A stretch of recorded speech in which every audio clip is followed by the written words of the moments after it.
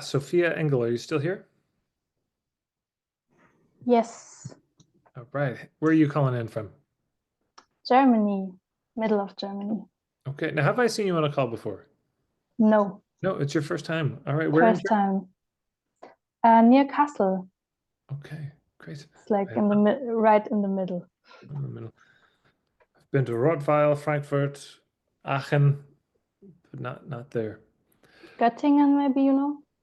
Göttingen? Okay. No. Okay. So you said, how can I niche down my training offer for therapists and coaches, or is it clear and pointed out enough? Okay. So ideal client is a trauma sensitive therapist coaching, working one on one. The symptoms, they're feeling very lonely as the therapist or coach. They're feeling lost and insecure in the process with some clients.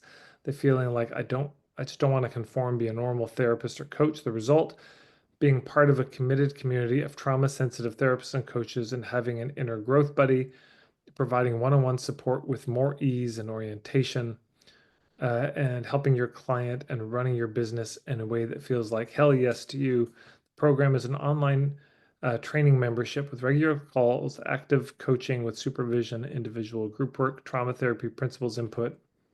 Okay, so are you helping them learn how to be more trauma informed as a therapist? Is that the idea? No, that's like a side thing.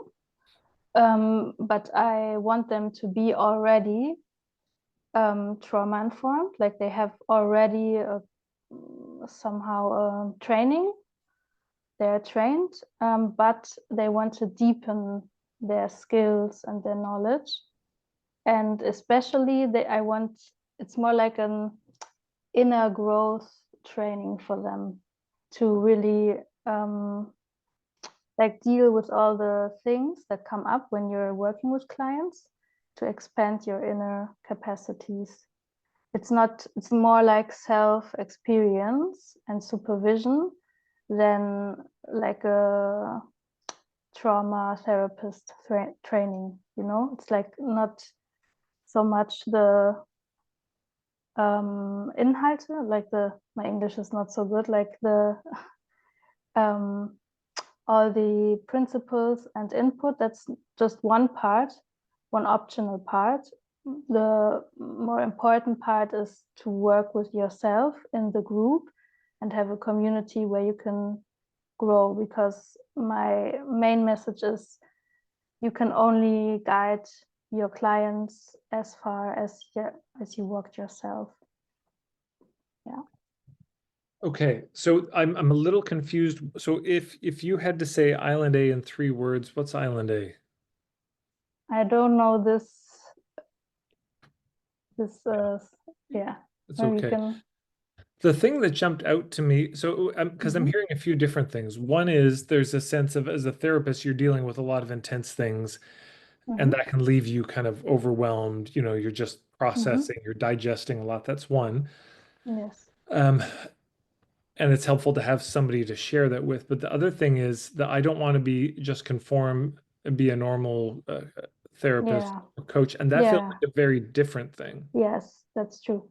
Yeah. That's this, because all the therapists and coaches learned some methods, and often what I notice is that they're feeling very Constrained. constrained in this, like, oh, I have to do it right, and then they lose the most important thing, that's their authenticity and their their own style.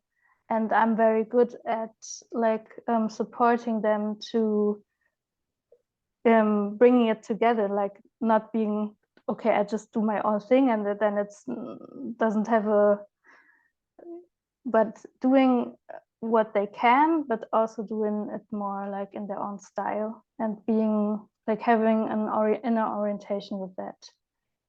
Yeah. Are they aware that they've kind of become generic or cookie cutter therapists? Like, is that something that they're aware that, like, oh, I've become like every other therapist and I've lost my sense of uniqueness? No, no, it's more like they putting themselves under pressure and they're noticing that. Like they're feeling some effort and some, it's not feeling It's not flowing. Yeah, it's not flowing. Yes, they're noticing that it's not fulfilling, that not as fulfilling as it could be, as they maybe Uh, already experienced it sometimes, So and maybe they they're kind pray of for burning that. out a bit. Yes, yes. Right. So I might focus on that then and say, this is for therapists who are already trauma informed, um, who are just finding themselves burning out. Yeah, the work is not as fulfilling. It's feeling draining. You can't put your finger on it, but you find yourself wondering, how much longer can I keep doing this? How much longer am I going to be able to stay in this game given these feelings? And because then the signature workshop that you do would say, look, here's why I think you are burning out. There's a number of elements at play. Number one, you're very sensitive, so you're picking up a lot of stuff. Number two, the ways that you were trained to be a therapist don't always work very well.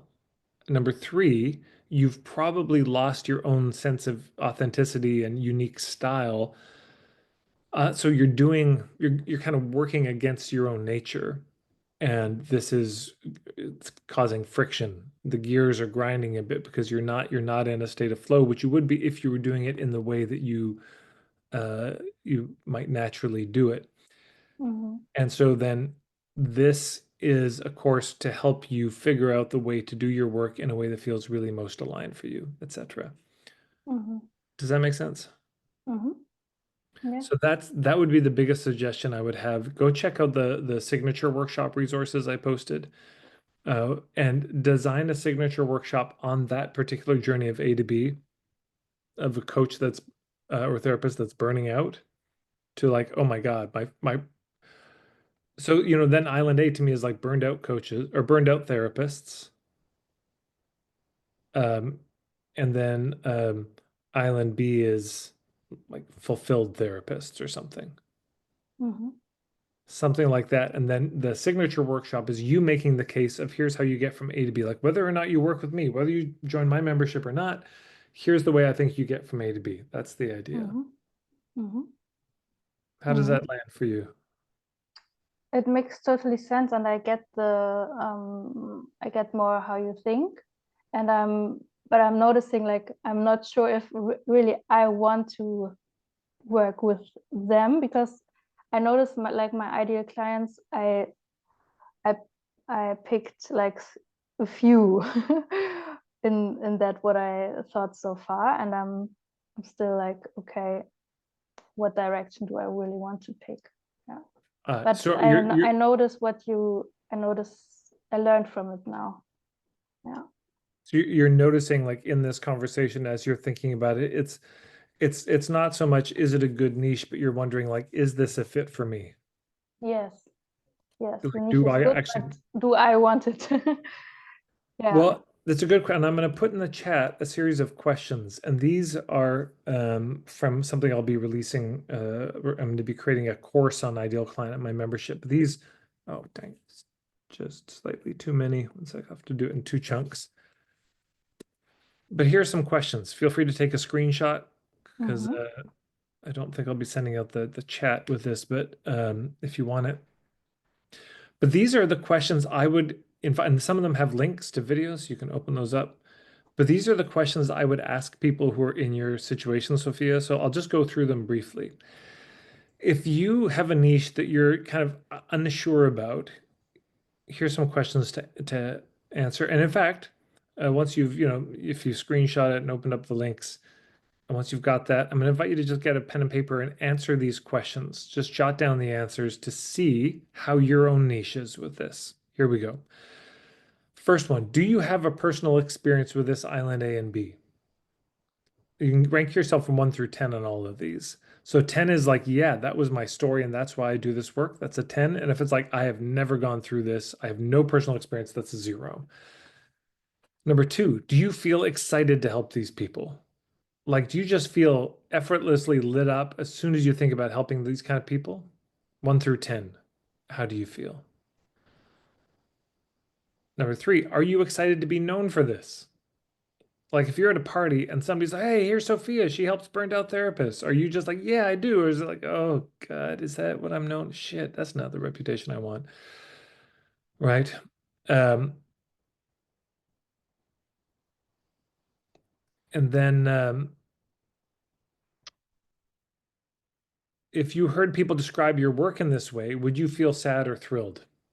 So it's a related question, right? Somebody describes it, are you just like happy or not?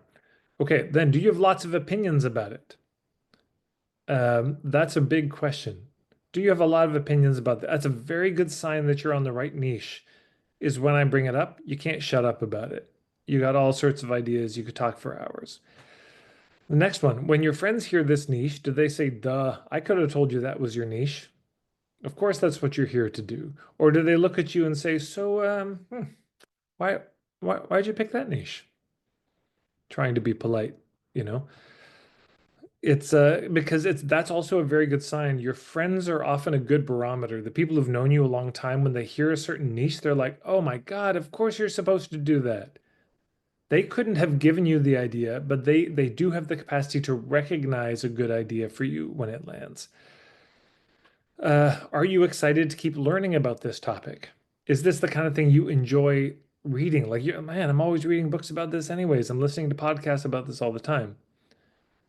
Do you feel competent in helping them? There's a big question because you might, all those other ones might be true, but it's like, yeah, I really, I'm excited about it, but I don't think I've actually, I don't think I can really get them to Island B. That's a 1 through 10. Did you notice a lot of ideas for offers and your business model starting to appear once you landed on this niche? This is another good sign that you're on track. If when you come up with the idea, you think, oh, I could do this and I could do this, I could do this. Oh my God. If you start having lots of ideas, that's a good sign. Um, how aligned and on point does it feel overall? Like, does this feel like this is it? Or is it some, so what I noticed, so Sophia, for you, it was like something's off. It's like this isn't quite it, and that's good to pay attention to. So those are the questions that I would recommend asking yourself with your niche to see not is it a fit for the marketplace, not is it a good niche at a technical level, but is this the right one for you? How does that all land? Does that make sense with for you, Sophia? Yes, I'm super thankful for the questions. I'm looking forward to Good. dive deep because yeah, I notice it's not the niche for me, but yeah, I have some ideas for what it could be. This is the right time to catch it when it's not a fit, not once you've invested a couple of years and thousands of dollars Yes, and hired yes. marketing coaches and copywriters and web designers. So nice.